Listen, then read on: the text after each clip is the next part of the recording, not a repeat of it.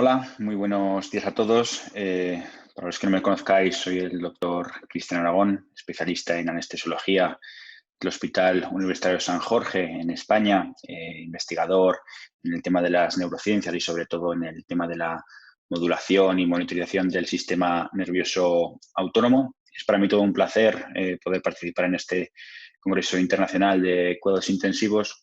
Y hoy les vengo a hablar sobre el tema de la variabilidad de la frecuencia cardíaca, entendido como quinto signo vital y como gol estándar en el tema de la monitorización del sistema nervioso autónomo. Estos son los 4 puntos que vamos a ver a lo largo de estos 20 minutos aproximadamente. En primer lugar, vamos a ver por qué debemos monitorizar el sistema nervioso autónomo en el paciente crítico. En segundo lugar, vamos a ver cómo monitorizamos este sistema nervioso autónomo y ya os voy adelantando que es a través de la variabilidad de la frecuencia cardíaca. Os voy a explicar un poquito el concepto y cómo lo medimos.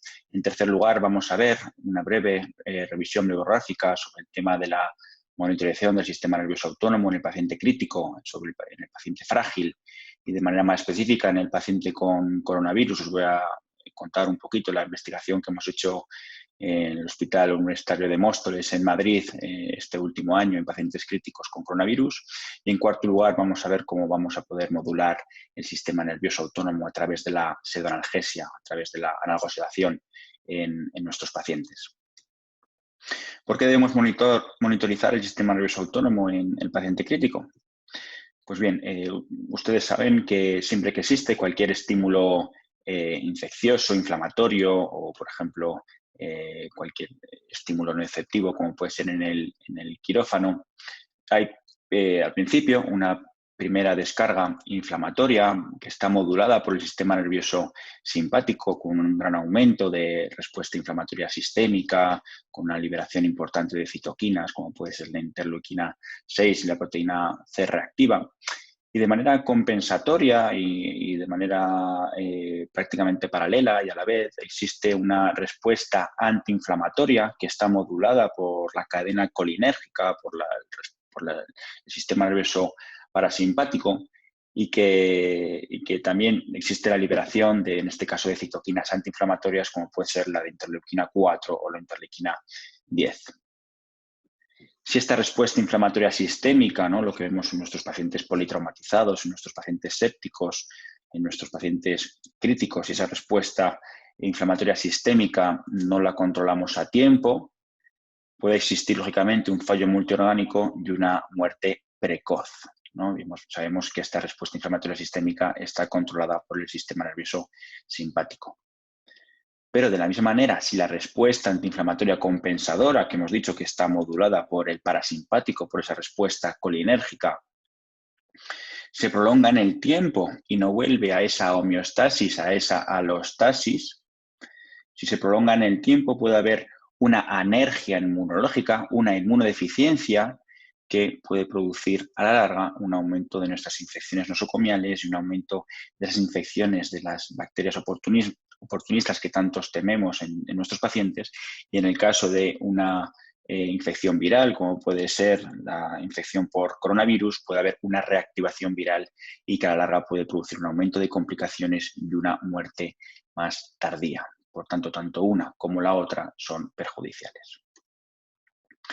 Pues bien, ¿cómo podemos relacionar esta respuesta inflamatoria con el sistema nervioso autónomo? Pues lo hacemos a través del circuito autonómico medular y de manera más específica a través del núcleo del tracto solitario.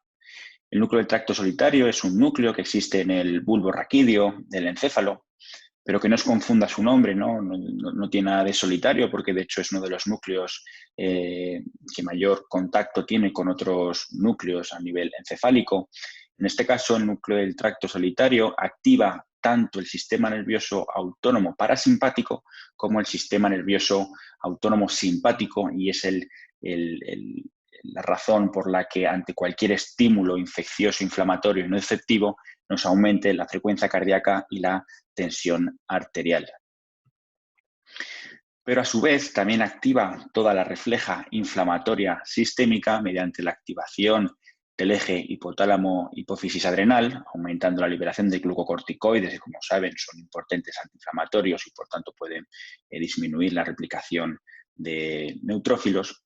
Y también este núcleo de tracto solitario activa la vía eferente del nervio vago, produciendo la liberación de acetilcolina, y esta acetilcolina se une al receptor específico alfa-7 colinérgico de los macrófagos y de los neutrófilos, inhibiendo la producción de factor de necrosis tumoral. Por tanto, vemos cómo a través del núcleo de tracto solitario y la activación del sistema nervioso autónomo, simpático y parasimpático, activamos también esta cadena inflamatoria. Pero ¿cómo monitorizamos de manera objetiva este sistema nervioso autónomo? Pues bien, es a través de la variabilidad de la frecuencia cardíaca. Este concepto es un fenómeno fisiológico que ocurre en todos los mamíferos, siempre y cuando tengamos un ritmo sinusal. Ustedes saben, ¿no?, que, por ejemplo, pacientes, nosotros mismos, cuando tenemos 60 latidos por minuto, no significa que cada latido vaya a un segundo, ¿no? A veces son 920 milisegundos, 972 y así sucesivamente. Esta variabilidad de la frecuencia cardíaca está modulada por muchos factores. El más importante es la respiración, precisamente para que haya una mejor perfusión y ventilación. Siempre que tenemos una inspiración, aumenta la frecuencia cardíaca, ya que se activa esa cadena simpática, y durante la expiración disminuye la frecuencia cardíaca mediante una activación del parasimpático. Esta variabilidad de la frecuencia cardíaca no deja de ser otra cosa que lo que se ha llamado coloquialmente como la arritmia sinusal respiratoria, y que estamos acostumbrados a ver en nuestros electrocardiogramas, ¿no?, sobre todo en gente joven o en niños, precisamente porque tienen un parasimpático, una respuesta vagal mucho mayor, ¿no?, porque ya hemos comentado que esta variabilidad de la frecuencia cardíaca está modulada por el núcleo neumotáxico y el núcleo ambiguo, que a través del nervio vago controlan esta frecuencia cardíaca. Nosotros somos capaces de ver esta variabilidad de la frecuencia cardíaca a través de unos electrodos colocados en el tórax o en la espalda del paciente. Se pueden monitorizar con muchos monitores, como puede ser el típico Holter o otros monitores que veremos a continuación, como puede ser el monitor de ANI, el de Analgesia Nociception Index. Nosotros vemos cómo vamos viendo esta distancia que existe entre latido y latido, esta distancia que existe entre onda R y onda R, y podemos ver cómo a partir de un latido basal se va adelantando o retrasando, adelantando, retrasando, y vamos viendo cómo se va formando esa especie de onda sinusoidal según la respiración, según vaya esa inspiración o esa expiración, va aumentando o disminuyendo esa variabilidad de la frecuencia cardíaca y se va formando una onda sinusoide que de alguna manera, para que me entendáis, sería como ese electroencefalograma del sistema nervioso autónomo. Esta onda sinusoidal, que se llama ritmograma o tacograma de manera más específica, como con cualquier onda sinusoidal, podemos hacer un análisis espectral. Es decir, aquellos que estén familiarizados con el tema del análisis espectral, por ejemplo, del electroencefalograma, con sus ondas alfa, beta, gamma, pues lo mismo podríamos hacer con esta onda sinusoide de la variabilidad de la frecuencia cardíaca, ¿no? Es como si pasáramos la luz a través de un prisma y se descompusiera en sus componentes más sencillos. Nosotros sabemos que tenemos diferentes componentes, diferentes oscilaciones. En este caso, las oscilaciones lentas están moduladas por el simpático, sin embargo, las oscilaciones rápidas están moduladas por el parasimpático. Siempre que hacemos cualquier análisis espectral, tenemos medidas en el dominio del tiempo y medidas en el dominio de la frecuencia. Si miramos los métodos en el dominio de la frecuencia, nos interesa en este caso la banda de baja frecuencia, en inglés low frequency, porque sabemos que está modulada por el sistema nervioso simpático, y en el caso de el sistema nervioso parasimpático modula la banda de alta frecuencia, en inglés high frequency. Y si miramos los métodos en el dominio del tiempo, lo que más nos importa y el parámetro que más ampliamente investigado y en la bibliografía hay datos sobre él, es el tema de la desviación estándar entre latido y latido, que es SDNN, y que de alguna manera representa el total de nuestro sistema nervioso autónomo. Sería el sumatorio tanto del simpático como del parasimpático, por tanto me da más o menos un concepto de una reserva fisiológica de nuestro sistema nervioso autónomo, cuánto tenemos cargada nuestra batería de sistema nervioso autónomo, y que a continuación veremos qué es este concepto de energía, que es lo mismo, esta desviación estándar es la energía que veremos a continuación en el monitor de ANI. Esta es la pantalla del monitor de ANI, que es el monitor que utilizo yo tanto en quirófano como en las unidades de cuidados críticos para monitorizar el sistema nervioso autónomo. Este monitor nos da 3 cifras, como ven aquí, hay una cifra en naranja y una cifra en amarillo. Estas 2 cifras son el valor propiamente de ANI y que representa esta onda de alta frecuencia que hemos dicho antes, que está modulada por el parasimpático, normalizado. ¿Qué quiere decir normalizado? Pues en porcentaje con respecto al total de este sistema nervioso autónomo. La cifra de naranja es la media en los últimos 3 minutos y la cifra en amarillo es la cifra instantánea. Como hemos dicho que es un valor normalizado, en este caso quiere decir que nuestro paciente tiene un 64% de parasimpático y podemos inferir que el otro 36% que nos queda hasta llegar a 100 es de simpático. Y por otro lado tenemos aquí la cifra de energía, que probablemente aquellos que estén familiarizados con este monitor de Analgesia Noise Index, sobre todo en quirófano, quizás no le han dado la importancia que realmente tiene, y que precisamente es el concepto que hemos denominado antes como desviación estándar entre latido-latido, medidos en milisegundo, y que representa ese tono del sistema nervioso autónomo. Bien, ¿qué sabemos de la variabilidad de la frecuencia cardíaca en el paciente crítico? Este concepto ha sido ampliamente estudiado. De hecho, el crecimiento es exponencial en la cantidad de artículos que tenemos en PubMed. De hecho, el año 2021 hay más de 3.600 artículos, sobre todo con el tema del ejercicio, el estrés y el sueño.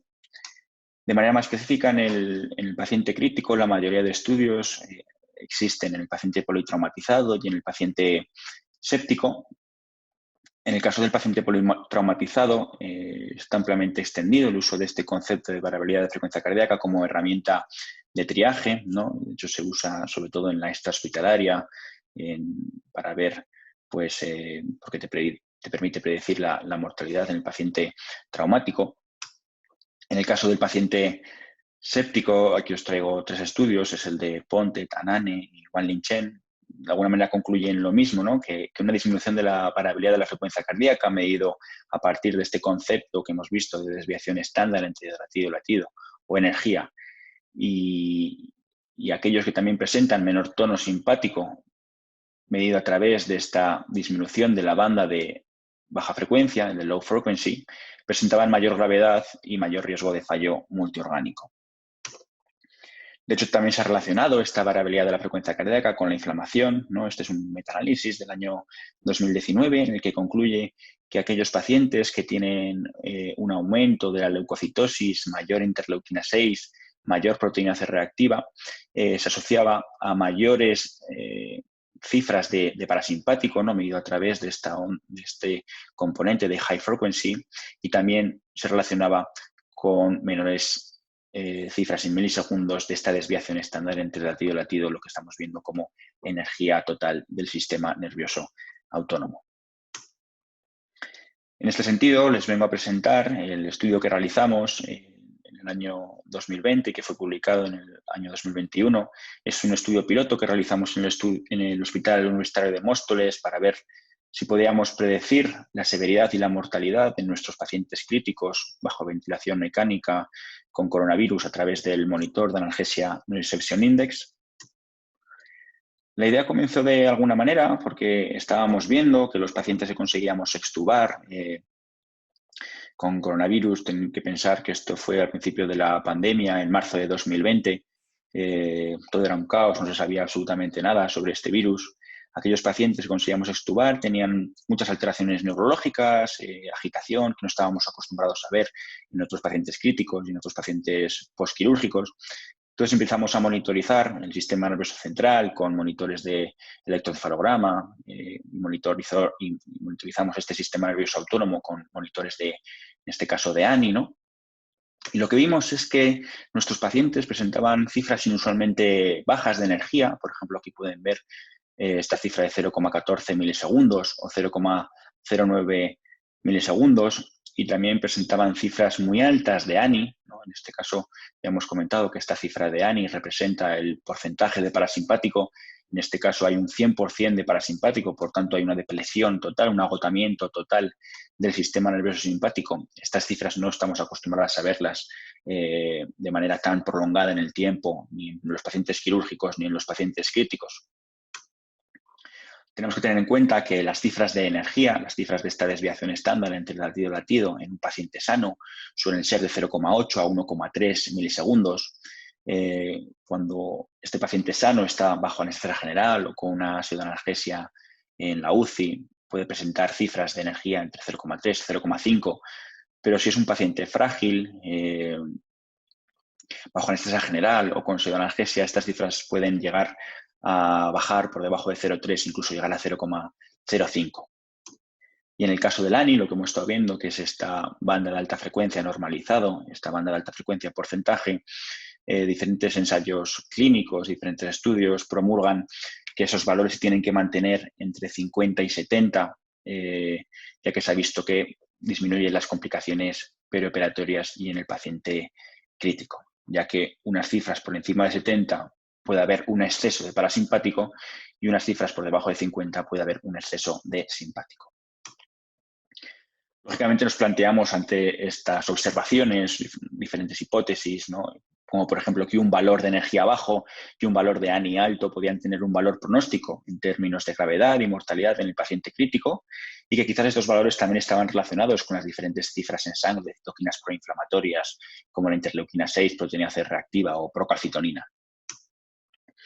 Los resultados que tuvimos en nuestra muestra de pacientes es efectivamente que los valores de ANI, los valores de este componente parasimpático eran mayores en el grupo de no supervivientes con una P de 0,003, y que también estas cifras de ANI estaban correlacionadas con los niveles de interleuquina 6, es decir, que a mayor ANI, mayor interleuquina 6. En el caso de la energía, es decir, esta desviación estándar entre latido y latido, vimos que estaba inversamente correlacionado con la escala SOFA. La escala SOFA saben que es como el gol estándar, ¿no?, para monitorizar el fallo multiorgánico de manera más específica en el paciente séptico, pero también se puede derivar a otro tipo de pacientes. Y también estas cifras de energía eran menores en aquellos pacientes no supervivientes y también se relacionaban con menores días de supervivencia. Sin embargo, teníamos una limitación con este estudio piloto, ¿no? Y es que se realizó pues, durante el mayor pico de la pandemia, con todas las problemas que podía haber y sobre todo la pequeña muestra de pacientes, ¿no? Únicamente pudimos recoger 16 pacientes. Sin embargo, he tenido la suerte durante este último año de colaborar con otros 5 hospitales en el que me han ayudado a recoger hasta 112 pacientes, un hospital de México, 2 de Colombia, 1 de Francia. Y con estos 112 pacientes, pues lógicamente ya es una muestra mucho más significativa para tener unos resultados más concluyentes. Aquí os traigo los resultados preliminares. Todavía no ha sido presentado, todavía no ha sido publicado el artículo. Estamos en la fase de revisión. Probablemente se publique en los próximos meses. Efectivamente, los resultados nos confirman lo que vimos en nuestro estudio piloto, ¿no? Y es que las cifras de energía, esta desviación estándar entre latido y latido, son significativamente menores en el grupo de no supervivientes con una P menor a 0,001 y que está directamente relacionado con los días de supervivencia. Y que en el caso de la energía, cuando lo comparábamos las diferentes curvas ROC con la escala SOFA, era superior, es decir, tenía mayor especificidad y mayor sensibilidad en predecir la mortalidad en el paciente crítico con coronavirus. Si hacíamos un análisis multiparamétrico con diferentes parámetros como la edad, la escala RAS, que saben que es la escala que se usa para monitorizar la pseudoanalgesia en el paciente crítico, añadíamos la escala SOFA, la energía y este valor de ANI, esos 5 parámetros nos permitía predecir la mortalidad con hasta un 82,9% de acierto en el paciente crítico con coronavirus. Por tanto, podemos ver que aquellos pacientes con más complicaciones, más mortalidad, presentan un sistema autónomo bajo y una depleción del sistema simpático con un predominio del parasimpático, que de alguna manera sería lo que hemos visto al principio de la charla, como esta respuesta compensadora se estaba prolongando en el tiempo y en el que ya hay un aumento del parasimpático y una depleción total del simpático, y que esto a la larga es deleterio. Pero bueno, Cristian, me puede decir, Cristian, ¿cómo podemos modular este sistema nervioso autónomo en el paciente crítico? Pues bien, lo hacemos a través del circuito autonómico medular, que como saben es el circuito que nosotros más interactuamos tanto en el quirófano como en las unidades de cuidados críticos a través de nuestras drogas de pseudoanalgesia, ¿no? Tenemos que tener cuidado con nuestras drogas de pseudoanalgesia porque tanto la infradosificación como la sobredosificación de ese tipo de fármacos, tanto en el paciente crítico como en el paciente quirúrgico y postquirúrgico, puede desencadenar un desequilibrio del sistema nervioso autónomo y que ya hemos visto que a la larga puede producir mayores complicaciones y, lógicamente, muerte tardía por fallo multiorgánico. Las estrategias para controlar esta respuesta autonómica es que, lógicamente, debemos monitorizar tanto el sistema nervioso central a través de monitores de electroencefalograma, como puede ser WIS, Moldline, Cellline y otras marcas. Monitorizar el sistema nervioso autónomo a través de este concepto de variabilidad de la frecuencia cardíaca, como con el monitor de analgesia no exception index, el monitor de ANI. No solo en quirófano, que parece que está ya mucho más avanzado ese tipo de tecnologías, sino también en nuestras unidades de reanimación y de cuidados críticos, para saber en qué fase estamos, si estamos en esa primera fase proinflamatoria modulada por el simpático, si estamos en esa fase más tardía, compensadora, modulada por el parasimpático. Debemos revisar sobre todo nuestros protocolos de pseudoanalgesia e individualizar a la gravedad, al sistema nervioso autónomo y al electroencefalograma de cada paciente, intentando minimizar el uso de opiáceos, porque al final se ha visto que son deleterios para ese sistema nervioso, para ese sistema inmune, ¿no? Promulgando pseudoanalgesias multimodales, multitarget, en el que utilicemos otro tipo de fármacos coadyuvantes. En el caso que usemos opiáceos, intentar usar fármacos no lipofílicos, como puede ser el fentanilo, e intentar usar fármacos de rápido metabolismo, como puede ser el remifentanilo. Ayudarnos, lógicamente, del uso de la ketamina y de la dexmedetomidina. En el caso de la ketamina, sabemos que tiene un importante componente simpático-mimético que nos podemos ayudar de él, sobre todo en los pacientes que tienen una importante depleción simpática y con inestabilidad hemodinámica. Y el uso de la dexmedetomidina debemos intentar limitarlo en aquellos pacientes con una importante depleción simpática, que es intentar usarla únicamente en aquellos pacientes que sí que estamos en esa fase más proinflamatoria, en esa fase con una gran descarga simpática, o en una fase un poquito más tardía en el que ya se ha recuperado ese sistema nervioso autónomo y estamos en una fase de destete. Pero desde luego para ello tenemos que saber cómo tenemos el sistema nervioso autónomo y debemos monitorizarlo. Sobre todo, no basar la pseudoanalgesia en nuestro paciente crítico únicamente con la hemodinámica, porque no todo aumento de la frecuencia cardíaca y de la tensión arterial es por déficit de pseudoanalgesia, ¿no? Y en este caso deberemos usar beta bloqueantes y calcio antagonistas. En este sentido, les traigo un ejemplo. Este es un paciente crítico, en este caso es un paciente con coronavirus que teníamos en la reanimación del hospital de Móstoles. Como pueden ver, está monitorizado con este monitor de variabilidad de la frecuencia cardíaca. Y esta paciente, que lógicamente estaba pseudoanalgesiada, incluso con relajación neuromuscular, tuvo un pico hipertensivo con unas cifras de 16, 160 a 73, ¿no? Con una buena frecuencia cardíaca. Pues lo primero que podíamos pensar de esta paciente es que se está despertando o está teniendo dolor, ¿no? pero como podemos ver a través del monitor BIS, tenemos unas buenas ondas alfa, que saben que estas ondas alfa son las que nos dan a entender que está bien sedado, ¿no? Con unas buenas cifras de BIS entre 40 y 60. Y en el caso del monitor de ANI, el monitor de variabilidad de la frecuencia cardíaca, vemos que este valor de ANI está equilibrado, ¿no? Entre 70 y 80. Por tanto, no hay una disminución de esta cifra de ANI, que sí que nos podía dar a entender que habría un aumento simpático y un aumento de la nocicepción. Y de la misma manera, esta cifra de energía está por encima de 0,3. Por tanto, no es un paciente frágil en este caso. Lo que deberíamos hacer no es ni aumentar la pseudonalgesia, sino lo que tenemos que hacer es poner un beta bloqueante o un calcio antagonista. En este caso, pusimos un calcio antagonista de rápido metabolismo, como puede ser el urapidilo.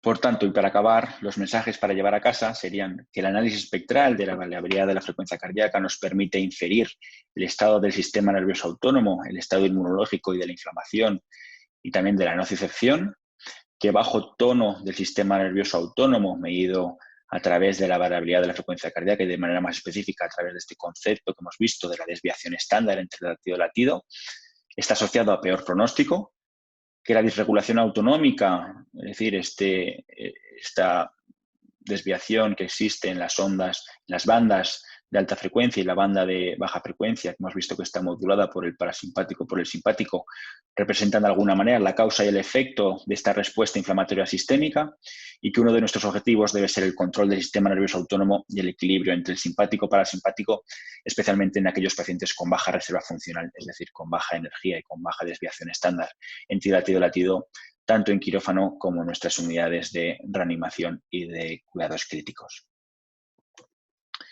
Muchas gracias a todos, espero que les haya gustado. Aquí les dejo mi email por si tienen cualquier duda, no duden en escribirme y hasta la próxima. Muchas gracias.